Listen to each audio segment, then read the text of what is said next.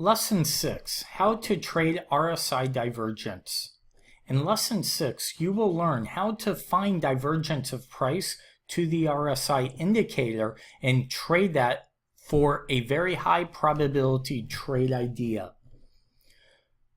So as we go to Thinkorswim, okay, and right now we're going to use a 512 tick chart. This is probably one of the best charts you'll be able to find a RSI divergence for scalping the market. And let's see. So up here we have price. That's all we have is price, nothing else, okay? Down below we have the RSI Wilder. To get this down below, just go to Studies, Edit Studies, left click, or inside here just type in RSI. We'll see RSI Wilder, okay? Or sorry, just RSI. Click that, it'll add it. And just to leave everything at 1470, 30, close, and then Wilders, okay? That's all you need to do. Click OK, apply, okay? And we're actually going to have it down below. Now, what we're looking for, okay, is when price, let's take a step back. What is the RSI Wilder or the RSI indicator period? In the simplest form, it's momentum. As price starts to rally, okay, price is going higher, higher, higher, right? The RSI is also going higher, higher, higher. 70, above 70, it becomes overbought, the market. Below 30 becomes oversold, okay? So if you're looking at stocks, Forex, Emini, S&P futures, anything that you're looking at, above 70 is overbought, below 30 is oversold, okay? And you're going to want to look for it to reverse trend. As you can see, it goes up, goes from being oversold to overbought, back to oversold, overbought. It's a rhythm. Okay, up and down, that's all this is. So what we want to do is we want to take advantage of the momentum or the divergence from price to momentum, okay? Because the RSI is a momentum indicator. Think of it as you punch a wall, okay? The very first time you punch it, you have a lot of power, okay, going into the wall. But then your hand hurts, right? Maybe you used up a lot of energy punching that wall. So the second time you punch the wall, you're going to be a little more cautious, right? Because your hand already hurts from the first punch. So you're not going to punch as hard. And you're also going to be a little tired from punching the very first time, right? Without taking a break. And then go the third, fourth, fifth, right? You start to lose momentum. You start to hit that wall with less and less force. Well, that's what's happening here, right? As the RSI is rising, price is rising, okay? There's less and less momentum at a specific point. So here we could see we make a high and we pull back, right? So we make a high overbought on the RSI. Nice run up, right, on price itself. We pull back and now we make another run for the highs, okay? But this time, look at price. Price has actually made a lower high, okay? So what we have here is price is making new highs, okay? While the momentum is not as strong. This is what we call RSI divergence. Okay, and let me take away these bubbles so you can kind of see it a little cleaner.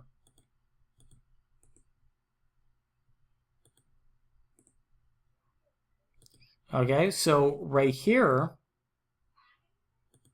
you could see where price is actually made new highs, but the RSI's made lower highs. And what we want to do is look for an entry to short below this level, right? So there's multiple ways we could do it. We could draw a trend line, okay, and in a break below that trend line, right, as price is going up.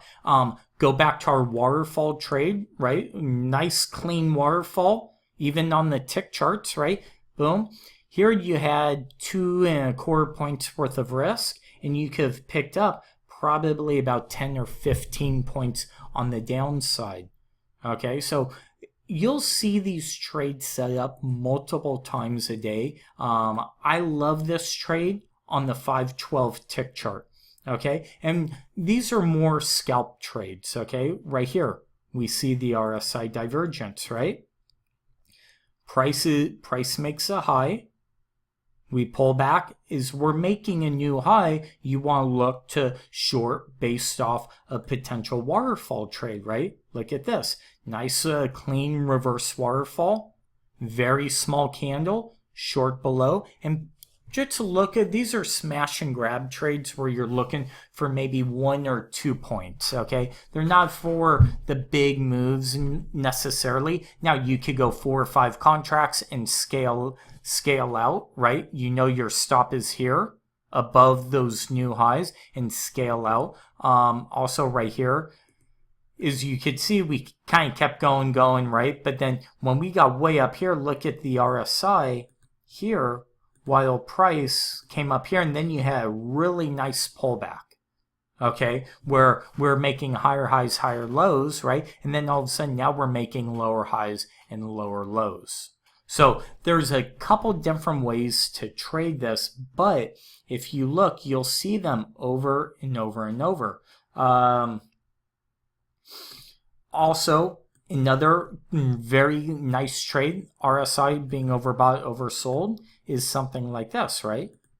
Here we have oversold, right? Price makes a low, RSI is oversold. We rally, we make a new low, but the RSI makes a higher low. Okay, what does price do? You see a nice quick rally. Again, pick up 1 or 2 points on it. These are scalp trades. Once you identify them, jump in very quickly.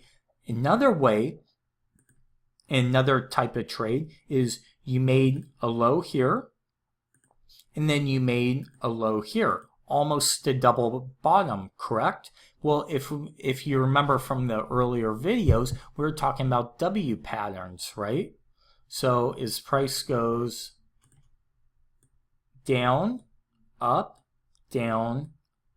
it's a W pattern, right? Well, if we kind of look from the outside, we can actually see this W pattern with a nice little reversal candle, right? Remember I was telling you, doesn't matter what time frame, look for these reversal candles, nice hammer at the lows, and you could have picked up a nice 2, 3, 4, 5 points, okay, on this trade.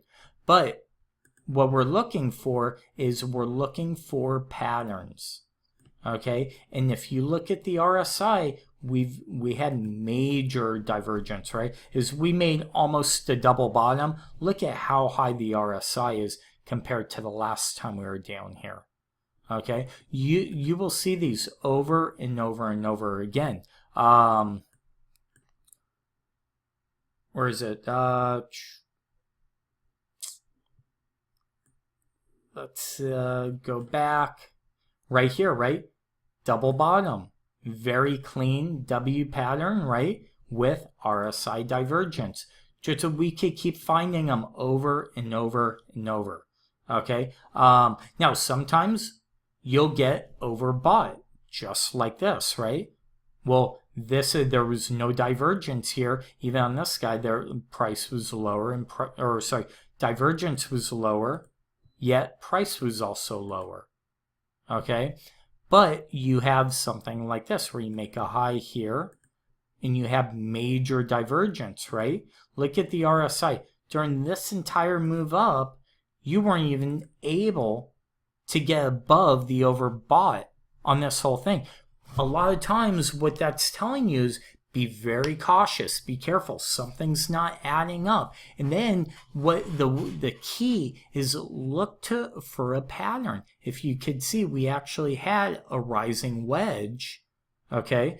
Price goes and gets tighter and tighter and eventually breaks down, and look at the breakdown that we had, okay? Then at the lows, okay, if you see, we made lows, but look at the RSI. right? So here we made a low, price made new lows, nice little hammer at the bottom, okay, with a higher RSI divergence that you would just buy, put your stop below that low, never got taken out. You could have picked up easily 10, 15, 20 points, okay, just from here to here, from what, 17 all the way to 26 is 9 points, and then it kept on going higher and higher. Okay, so it's a great way, and also draw your trend lines. Okay, you'll be able to draw trend lines. Maybe as we're falling, you could buy off the bounce of that lower trend line. So there's multiple ways to trade the RSI divergence, but I just showed you one day where there was probably 3 or 4 very high probability good trades. That's all it takes, okay? Also, if we're at maybe a pivot point, a support level, okay, you see that W pattern, double top, even right here's another one. We make a double top here, but look at the RSI, right? A lower high on the second top. That's telling you, hey, watch out, don't trust this move, get ready to short the move. Okay, and then you just kind of draw a trend line, look for the steepest part, and then short below that. So I hope this one was useful. This is something I use all the time. I love the RSI divergence. You could see, okay, we're in the overnight session. Triple top right here. Look at the RSI divergence. What does price do? It goes lower. Over and over and over, okay? Just you need to anticipate these trades in real time. Real time, you'll see the lines still kind of moving up and down, but these are very you need to anticipate the line or the pattern working to make the money. So because a lot of times if you wait for that confirmation, maybe wait for it to break below this pattern here, it might be too late. So anticipate, look for the reversal candle, and then go short. Right here, you could wait for the reversal. You had a nice hammer, only picked up a couple, maybe a point or so, but again, that's all these trades are. You're looking for 1 or 2 points, or unless you want to look for bigger moves, if you think, hey, we're near a high or a top or something, and look for that perfect entry. So one more thing, you could use these on any time frame, okay? As you could see, we have RSI divergence here, okay? Price is going higher while, even on this one, right? Price makes a high, pulls back, makes a higher high, but you have RSI divergence with a lower high. So again, you see them on all different time frames, okay? You see it here, you make a low, right? Almost a double bottom, nice rally. Here, you make a low, okay? You make a higher low here, and then price rallies. So just kind of the best thing to do, pull up charts and look at them every single day and just trying to identify all these RSI divergences. You could see them on all time frames, but again, this is more of a scalping technique. My personal preference is to use the 512 tick chart. Is you could see how well this works over and over and over. Just be patient and anticipate that move that the RSI is making a lower high, because you'll see the momentum. It's not there, okay? You'll say, hey, something's not adding up. Just put the trade in and be patient and let the trade work out. So that's it for the RSI divergence. Coming up next is lesson number 7.